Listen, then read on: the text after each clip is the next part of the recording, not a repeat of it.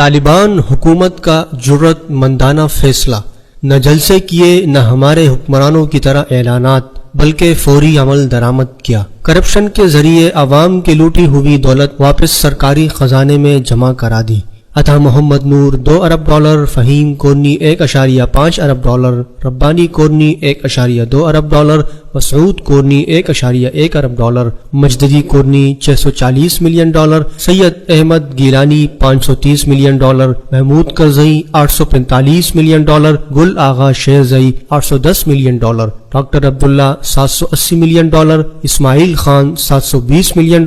استاد سیاف $700 million, general Rashid دوستم $710 million, محمد محقق $715 million, خلیلی $730 million,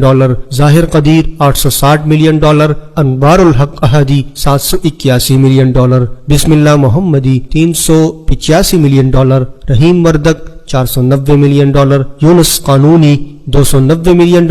امر اللہ صالح $598 million, سید حسین Anwari $300 million.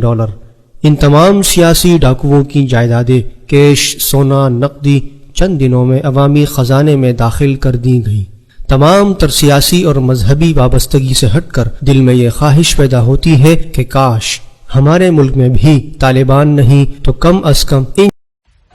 Subscribe کیجیے ہمارے چینل کو اور بیل آئیکن کو دبائیے ہماری لیٹسٹ ویڈیو سب سے پہلے دیکھنے کے لیے۔